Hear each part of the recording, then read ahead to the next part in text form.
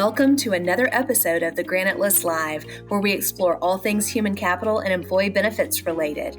I'm your host, Sally Pace, and today I am joined by Dr. Ryan Grant, who is the founder and CEO of Vori Health. Today we're going to focus on the tremendous epidemic of back pain in America. But before we jump into that, do you mind giving a little bit of context about Vori? Absolutely, and thank you for having me. Let me give a little bit of context about myself. As trained as a spine neurosurgeon, spent time at University of Pennsylvania, Yale University, and most recently Geisinger Medical Center as their complex spine neurosurgeon. I'd also been recruited there to participate in their Walmart Low Centers of Excellence travel surgical program for the self-insured employers. I'll be the first to admit that us surgeons, both orthopedics and spine, like myself, we operate way too much. Depending on who you want to quote, 2019 Harvard Business Review, The Lancet, JAMA, New York Times, the Lay Press, Fox have all covered this extensively, with the estimates that the average U.S. hospital, including all those on U.S. News and World Report, do at least 50%, 1 and 2, inappropriate spine surgery every day. The estimates for knees are a little better, 30 to 40%, inappropriate rate or a non-evidence-based rate. And hips is better, around 15% or so, depending on what you want to quote on the medical literature side.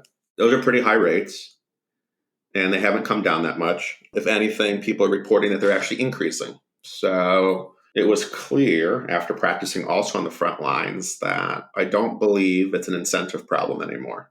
I think it was an incentive problem that drove us here, and now we have a broken care model.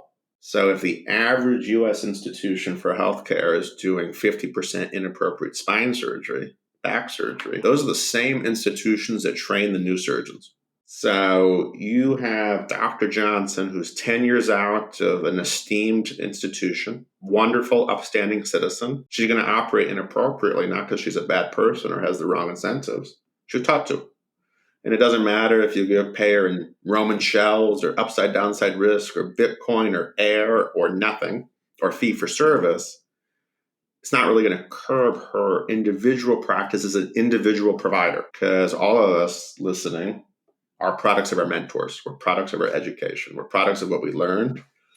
And so incentive certainly drove the system to be here, but I'm thoroughly convinced we now have an education problem. And so I was taught to do unnecessary surgery. So surgery has certainly advanced in its safety and getting smaller and more minimally invasive. We have not done a good job as a medical community on indications. And so what you see is people talk about value-based care as quality over cost. I would actually make an argument that that's not the right first question. First question, was the care even appropriate before you measure the quality? Because what you see out there, the analogy would be cutting the grass in New York City in the middle of January. You did a quality job, amazing, edged and everything. And you did it cost effectively, but it wasn't that made no sense to do it. We as a medical community do not pick up in our data, was the care actually appropriate? So for example, if do a knee replacement in an ambulatory surgical center, even if it's not indicated, and the patient doesn't have an infection, has no length of stay, goes home the same day, and is otherwise happy, that will be deemed a success, even if it was inappropriate to do. So that will fulfill quality metrics, but no one's paying attention. You obviously can speak from the clinician side, but as the consumer side, I think we also are poorly educated on this front. Help educate our listeners on, let's just start baseline. Is all back pain the same? No, absolutely not. And that's why we created Vori Health. So we wanted to take a step back into what you're asking of what do we actually need to do to practice evidence-based appropriate medicine? And the first thing was, I'll be the first to admit, it will sound crazy.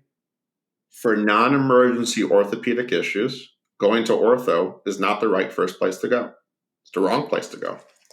And that sounds crazy at first, so let me explain. Okay. God forbid you had chest pain today, and I send you to cardiothoracic heart surgeon versus a cardiologist. It seems a little bizarre, but let's shorten the name. I'm just going to call it CARDS. I'm going to send you to CARDS, but it happens to be a cardiothoracic surgeon. In this realm, ortho is orthopedic surgery. I am a board-certified, fellowship-trained spine surgeon. I have no formal training in non-operative conservative care. I was never taught it. So part of the problem across the United States, and this goes beyond the United States, is we use surgeons way too upstream. It's like asking the heart surgeons to do cardiology. It doesn't make any sense.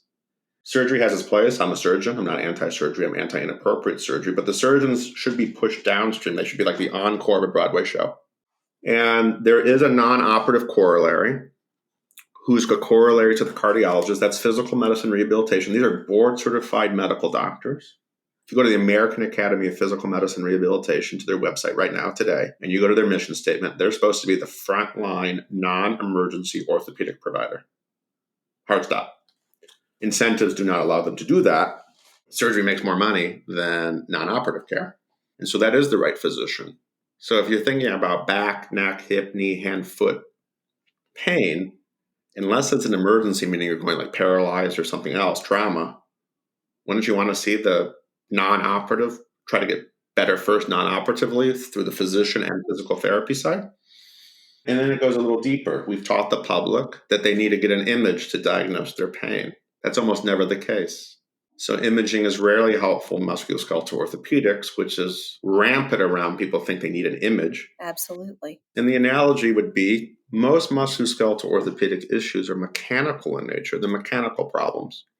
So if you took a picture of your car or bus, whatever transportation you use that's parked on your driveway, and sent a picture of your car to your mechanic, hey, can you tell me why it squeaks? It's a ridiculous question. So an MRI or X-ray to diagnose most musculoskeletal issues is actually not helpful because it's a mechanical problem. Just like the car mechanic needs to examine your car or the bus, a physician, physical therapist needs to examine someone to try to understand the mechanical nature of the problem. And if you're over 30, we're finding arthritis in every joint. And everybody listening on this call, if you're an adult, next year, guess what? You'll have more gray hair, unfortunately. You'll have more wrinkles, and you'll have more arthritis in every joint. That's just being human. And it's not well understood that if you have wrinkles on the outside and gray hair, you have wrinkles inside, arthritis. And that's just being human. Long story short, bone on bone is not a surgical indication on its own. You don't have enough information. That's like saying everybody with wrinkles should go get a facelift. Are they going paralyzed? Okay, no. Did non-operative conservative care not work for them? Okay, it didn't. Is the pain bad enough to be cut open? Like Nancy, who wants to walk around Target, who has a bone-on-bone knee, is a very different use case than Nancy, who's still running marathons. Those require very different types of mobility. And so just taking a deeper dive and spending time with patients to try to understand what they're meeting. Are they seeing the right physician, the right physical therapist? Do they have the right diagnosis? Are we working on the right body part? Do people realize that they have arthritis everywhere and that's okay? It doesn't mean you have to do anything about it. And that most of these procedures for back, neck, hip, knee, hand, foot, shoulder really belong in the facelift category. They're quality of life operations. Nobody needs a facelift. If your wrinkles bother you as you age, you can get injections, Botox. You can escalate to an evidence-based ambulatory surgical outpatient facelift procedure. You can do the same for most musculoskeletal orthopedic issues, but nobody thinks about it that way. You've given some of the best analogies I think any guest has. You scared us to death with the statistics. So now, here's my question. How am I supposed to know when surgery really is necessary? It's a great question. Surgery is necessary for a few things. Like there are some hard rules. God forbid you're in a car accident or athletic injury where you get hurt on the field. You play sports or you play pickleball. And we're really worried you tore something or broke something. We're going to get an image to look for broken bone, torn ligaments. That's trauma. And if we find something that will heal on its own and you just sort of let it heal, just like if you cut yourself in the yard, you don't always need stitches. You let it heal on its own.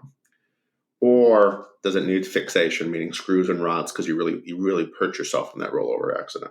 Next place is like really hard surgical indications. Somebody's going paralyzed. This is rare. If we do not do anything, they'll be in a wheelchair for life. We at Vori believe, and myself, that that's a place to be what's called paternalistic, where the physician, to do no harm, should push on the patient if they are resistant to surgery. And then are we worried about cancer? Look for imaging. Get imaging to look for cancer or infection. If it's just pain, not to minimize that pain can be terrible, you can be in tears. If you have no neurological deficit, you're not truly weak, you're not going paralyzed, your whole leg is not fully numb. and there's no concern for trauma, those procedures become a quality of life conversation, just like the facelift, and mostly become options. What are we trying to achieve?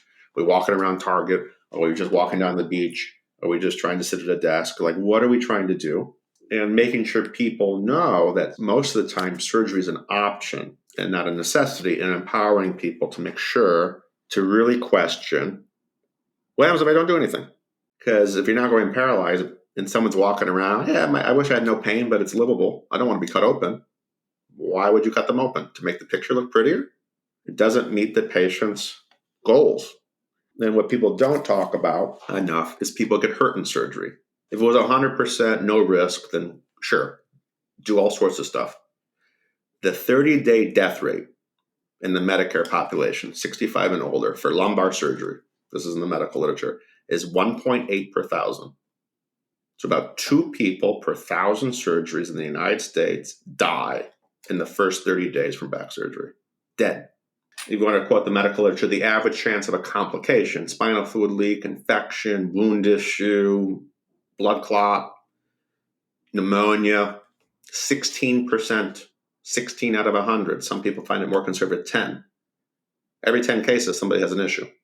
And then we also spend time, as people really need to think through, this is your life. You're the only one who really knows how bad it is. Is it bad enough to be cut open?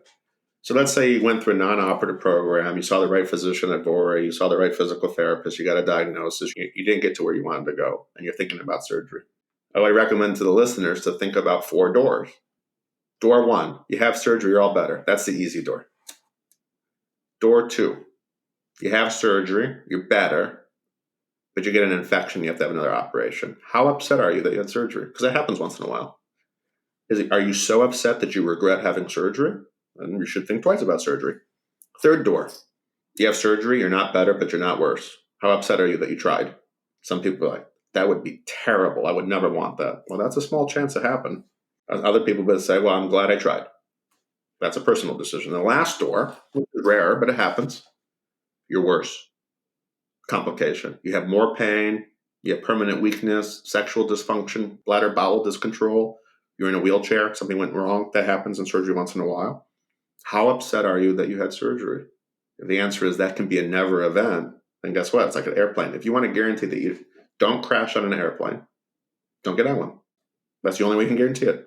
I know at the beginning you talked about kind of this perpetuation of over treating, over surgerizing people, being handed down from physician to as a mentor to the next one. So if that's kind of the genesis of inappropriate surgery, how do we break that cycle? What can we do? And I love the analogy that you gave about going to the right clinician for certain levels of pain. How do we know who the right kind of clinician is for back pain? No, it's a great question. So if you are going paralyzed and you have something terrible, going to the surgeon is the right first person to go to because it's an emergency or something urgent. Mm-hmm. Otherwise, physical therapy, training in orthopedics, or physical medicine rehabilitation is the physician side. That is the medical doctor. So the physical therapist combined with a physical medicine physician, these are the two together, are looking at you as a member, as a patient. How do I get you better non-operatively? The surgeon, if you go see a surgeon first, they're thinking about should I operate on you or not? And the next analogy would be that's the difference between are you innocent first in the court of law or guilty? The U.S. versus Mexico judicial systems, one sentence, are you guilty first until proven innocent, or are you innocent until proven guilty, has a huge difference on what actually happens when you actually administer that. So this has been studied. If you put an orthopedic or spine surgeon like me against our physical medicine colleagues, the surgeon will recommend, even if they're conservatively trained, surgery 2 to 3 times more often. Not because they're bad people, it's how they're trained. So one of the best predictors of what route you'll go down is who you start with. And if you start with a surgeon, you've already increased your chances of having surgery in the United States, period. Mm-hmm. Other side of that coin, I know a lot of folks start with these physical therapy, kind of like one on every corner, walk-in clinics. Is there a downside to that too? Not necessarily. I think the public needs to be educated on expectations. So there is a perception by some out there that there's a magical quick fix. Mechanical things don't happen quickly. People sometimes get attracted to surgery because they think it's going to be a quick fix, and then they're disappointed when it's not, or they get worse. So it depends on how long you've had pain. If it's brand new back pain and you've only had it for 2 weeks, you'll likely be better in the next 4 to 6 weeks, and it will resolve relatively quickly. But 4 weeks can seem like a long time. If you've had pain for years, do you think it's going to go away in 2 weeks of working with a physical therapist? No, you've had it for years. It's going to take a longer time to do there. And so people setting expectations about, well, in the beginning, this might hurt more. And the analogy would be the stiff neck. We've all woken up with a stiff neck from bed. Oh my God, terrible. What do you do to make it better? You have to move through the pain. It actually hurts more when you first do that until it gets better. So a lot of folks can actually have an increase in pain when they first start working with a physical therapist or a physical medicine physician. If that hasn't been well articulated to the person, they have a high risk to quit. Oh my God, it made it worse. No, that's normal. It's going to have a rise in pain before you get better. Not everybody's very good at telling people that, the stiff neck analogy. And then people in your situation, Sally, are you likely to get better in 6 weeks, 8 weeks, 12 weeks, 6 months? Like, what is the normal course of treatment to set people's expectations? You want to learn a new language? You're not doing Duolingo for 48 hours and becoming fluent. Like, what is the standard expectations of how most people in this situation, how long will it take them? What do they have to do? And making sure that those expectations are set. That's not always well done. And so some of those simple things, and then also teaching people where pain comes from. Otherwise, they forever search. Teaching people what normal imaging looks like. And then if they have chronic pain, so the healthcare systems tend to struggle with chronic pain. People have had pain for years. Chronic pain, according to the evidence, is almost always an overactive nervous system. It is rarely a tissue issue, which tends to be why injections and PT tends to struggle with chronic pain because they keep treating the wrong body part by itself. And the analogy would be, we've all worn a tight hat or sunglasses or glasses, and you put it on the top of your head. Wear a hat all day. Take the hat off. Still feels like it's on. Have the glasses on the top of your head. Take them off. Feels like they're still on. Your brain, your nervous system, sensitized to that stimulus. And that's just in a day. If you have the continuous pain signal, your brain will rewire. And its ability to fire pain is much easier. It will trigger firing. This is a similar phenomenon that you see with depression and anxiety. The brain will fire at a lower threshold. If you do not work to improve that circuit, physical therapy alone on a chronic pain person is not going to deal with the overactive nervous system. So you need somebody to work with cognitive behavioral therapy, biopsychosocial model, which is one of the reasons we set up Vori, to incorporate that to help people think through their maladaptive coping mechanisms. Because the next analogy is, let's say you're depressed. Lots of people depressed out there. A lot of people seeing a mental health provider. What's actually happening in therapy? Like, how does it actually work? Somebody who's trained in structured language, whether that's a social worker, a psychiatrist, a psychologist, is helping their client, their patient, through structured language, usually questions, think through their thoughts differently. So the brain rewires. It's a rewiring exercise. That's how it works. When you learn a new skill, why is it hard at first? Your brain doesn't have a circuit to it yet. When it builds a circuit, very easy. What's muscle memory? That's a brain circuit. When you're first learning how to hit a ball or golf, people are like, oh, it's muscle memory. No, your brain built a circuit and now it knows how to fire, and it does it. So you have to help people through that holistic model, similar to what a therapist is doing with someone who's depressed, plus physical therapy if they have chronic pain. That whole person model works wonders. Mm-hmm. I want to end on kind of talking through how Vori Health approaches this, because I think, if I'm not mistaken, you all deploy a hybrid care model. So can you define that for the audience? So we're all about meeting people where they are. So whether that's online, telehealth, phone call, in person. The market right now talks about hybrid care. Hybrid meaning both in person and virtual. I think the market's still trying to come to terms with it's just care. So if you go back to banking, when banking first went online, people went nuts. Oh my God, your banking online is not safe. No one talks about virtual banking or in-person banking or hybrid banking. It's just banking. And then the same phenomenon happened in shopping. Oh my God, you're going to shop online. It's not safe. And nobody talks about virtual shopping versus in-person shopping versus hybrid shopping. It's just shopping. So before the pandemic, people sometimes demonized virtual care, and it was like one versus the other. In-person's better, virtual's better, and all this sort of. Then they're starting to move towards, okay, hybrid, a mix of both. The market, as people's minds open up, similar to what you saw with banking and shopping, eventually will just be care.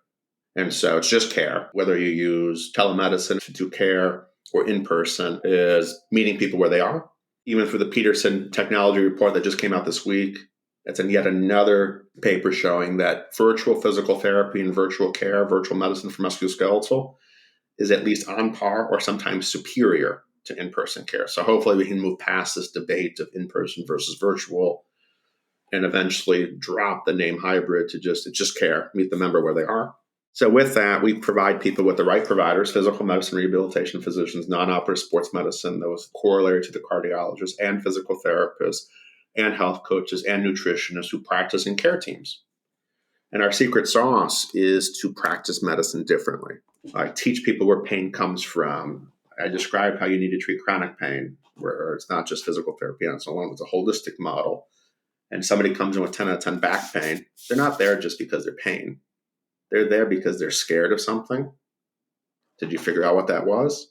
Nancy comes in with 10 out of 10 back pain. She wants to walk her kid's Tommy to school, but she feels she can't. Her back hurts. Her care plan's walking Tommy to school. Her back hurts, sure, but that's not what keeps her up at night. She's worried that she's going to go paralyzed like her grandfather, be in a wheelchair, lose mortgage, and be homeless, which increases her chance of converting to chronic pain. She's not going to tell you that. You have to do motivational interviewing to pull that out and help her work through that, and she'll be much more successful. So our secret sauce is really right providers at the right time, whether virtual or in person, and practicing medicine very differently. Perfect. Well, it has been a privilege to have you on, Dr. Ryan Grant, the master of analogies, and you moonlight as founder and CEO of Vori Health. I think this has been incredibly informative. Thank you for sharing this in layman's terms in a way that anyone can understand, but certainly I know it'll be beneficial to the benefits leaders that tune in. So with that, thank you for joining us for another episode of The Granite List Live. Thank you so much for having me. Thank you for listening to this episode of The Granite List Live. Access our entire library by visiting your favorite podcast venue or subscribe on our site, thegranitelist.live.